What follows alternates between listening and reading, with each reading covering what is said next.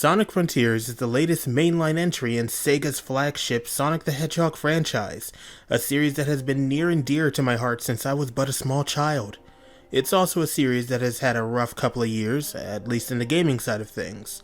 So, how did Sonic Team's most ambitious game play out? Well, after sinking over 30 hours into the game and even securing that sweet Platinum trophy, I can confidently say that my expectations were surpassed with flying colors. A second Sonic Forces, thankfully, this was not. Frontiers has the blue blur stepping into the open world, or open zone as Sonic Team called it, of the Starfall Islands on a quest to save their friends from the clutches of a mysterious cyberspace entity that leaves them ghost-like, while also fending off the many unknown threats as well as an antagonistic avatar of sorts simply known as Sage, who gives Sonic a cryptic warning to leave now and nothing more. Not deterred by these words, Sonic travels across the 5 islands of Starfall, solving puzzles, grabbing various collectibles, be it memory tokens to learn more about your friends, or seeds of power or defense to increase your stats, or even taking on the many cyberspace challenges that are scattered about. More on that later. As I ran around the island, one of the first things I noticed playing the game was how well Sonic controlled. He never felt too clunky, slippery, or even irritatingly heavy when it came to exploring the open fields, which was honestly a shock. And the additions of sliders to adjust Sonic's top speed, handling when you turn while boosting, or even his bounce height, which is what you raise if you want to do stuff like this. It gives you the freedom to create the Sonic experience that you yourself find ideal. But exploration isn't the only thing Sonic will be doing. For the first time, at least in Hedgehog form, combat plays a crucial role in his survival on his quest. Faced against mini-boss adversaries such as Ninja, Shark, and even the infamous... I hate this thing. Sonic will need to use a more in-depth combat system that utilizes his speed to take down these foes.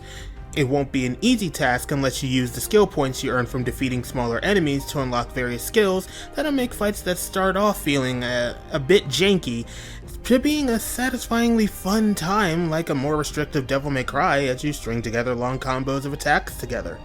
The combat never feels like it breaks pacing at any point and manages to be just as fast as I would expect from a Sonic game. It's not the highlight of the game, but it's far from shallow, so I can only hope it gets built further if they choose to return to it. And while I think the game could use a bit more variety of mini-boss enemies, it's still rewarding because you need to defeat these to gain portal gears, which allows you to do the previously mentioned cyberspace levels. Speaking of, it's time I mention the cyberspace levels. These bite-sized levels are more in line to the traditional Sonic platformers we all know well.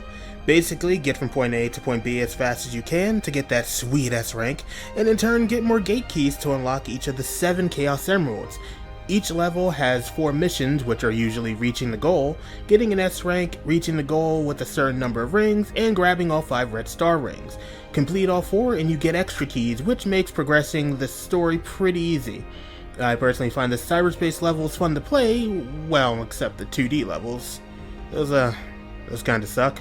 But what truly stood out to me the most was that most of these levels are very well done recreations of older 3D Sonic levels, mainly from Adventure 1 and 2, as well as Unleashed, as well as Generations. Every level I went through brought a massive smile to my face as I tried to figure out what level was being remixed in a sort of way. They may be making me look at Green Hill Zone for the 1,000,000th time, but sometimes it makes it better when you notice it's got the soul of good old Green Forest from Sonic Adventure 2. But nostalgia aside, I'd say the cyberspace levels are arguably the weakest part of the game, and if you don't want to do that, you're in luck because you can just fish for the gate keys with Big. Yeah, they brought Big back, and he's got a fishing minigame. I'm not gonna lie, I love this minigame. It's just so relaxing, and with that lo-fi track playing, oh man, it just melts my troubles right away. But the fishing track isn't the only banger song in this game. Composer Tomoya Otani and his crew absolutely knew what they were doing with this soundtrack. It is god tier that just sets the mood right. The themes of the Starfall Islands are quiet and solemn to showcase this desolate, ruined world. The cyberspace tracks are energetic and get you pumped to go fast. And then there's all the supersonic boss battle tracks. I said it once before when I streamed this game, but after that first fight, I said credits could roll right there and I would have been satisfied. It's like I got thrown back into the mid-2000s era, jamming out to the latest Crush 40 banger Sega had them put out. Anybody up to moshing the Undefeatable?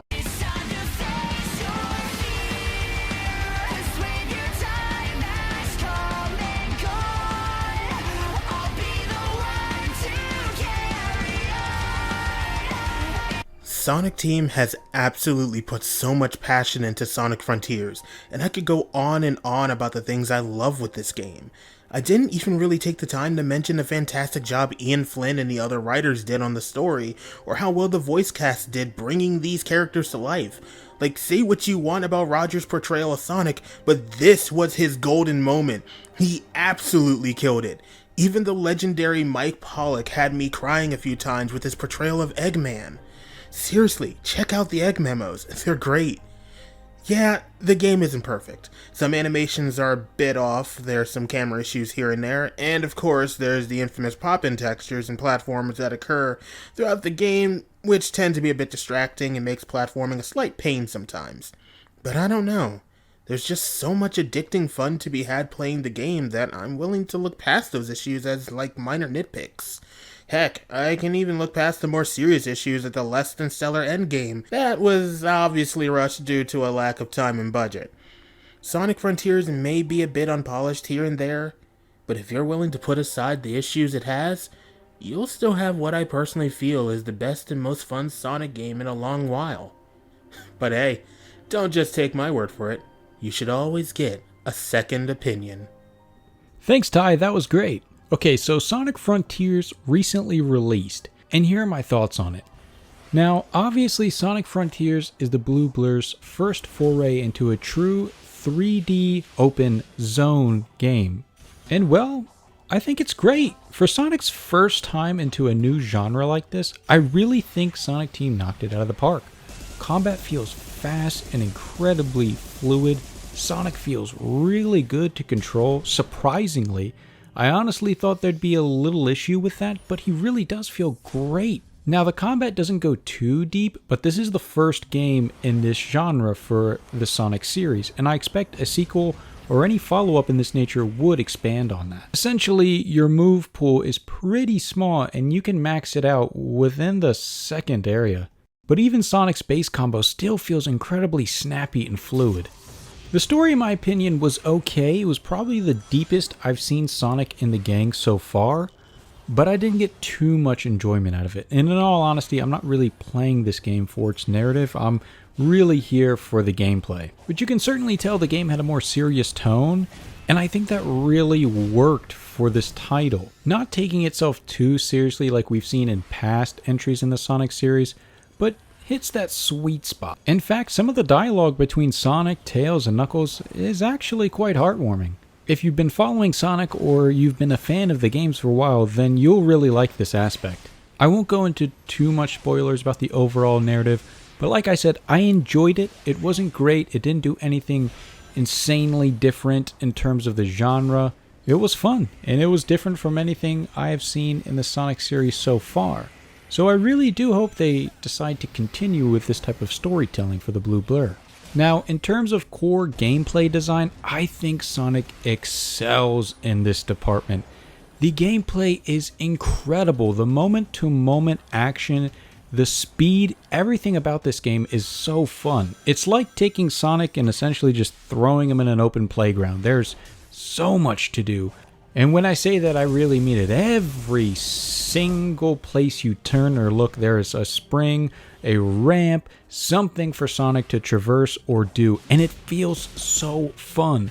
Something I really enjoyed when I was making my way around the map was opening up new areas of the map that would allow me to traverse new grind rails, add new mechanics to the overall design, and essentially give Sonic more mobility options. And this was just so fun. I cannot tell you how many times I just spent countlessly roaming around looking for that next spring or ramp or grind rail to take me here, or something to get me to that mountain, or this enemy to fight. The game is just really fun in that open zone aspect, I guess. In a sense, just really throws you in this playground, and you can just really have a ton of fun with Sonic and his mobility. Now, I will say the only downside to this is there's a lot of pop-in, and I did play this on a PS5, playing the native PS5 version, and yeah, there was definitely a lot of pop-in left and right, which going so fast as Sonic can be a little bit of an issue here and there. And yes, there are some moments where essentially you get locked into a side-scrolling moment and you cannot change the camera angle, which can be a bit annoying if you're just trying to get to one specific area, but you hit this spring by accident, it takes you up this ramp, and now you're doing all this that you don't really want to do. But I can't say it's still not fun. And in all honesty, that's just what this game was for me. It was just fun. It didn't do this or that. It didn't excel here. It didn't do anything outlandish. It didn't break the genre. It was just fun. It was a really fun Sonic game. Something that I haven't had in quite a while, in my opinion.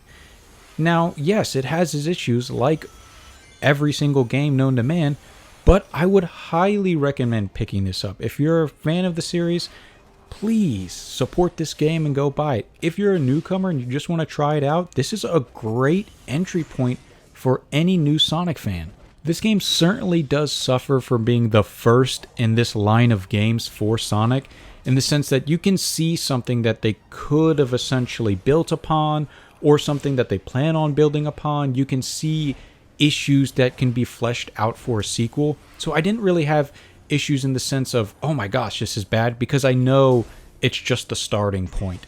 Yes, the move pool is a bit small, but like I said, this is the first game that Sonic Team has really implemented this design for, and in all honesty, it was just fun. I had a ton of fun with this game. I didn't take it too seriously. I really enjoyed it as a Sonic fan. Thank you all for checking out the video, and please don't forget, always get a second opinion. Bye.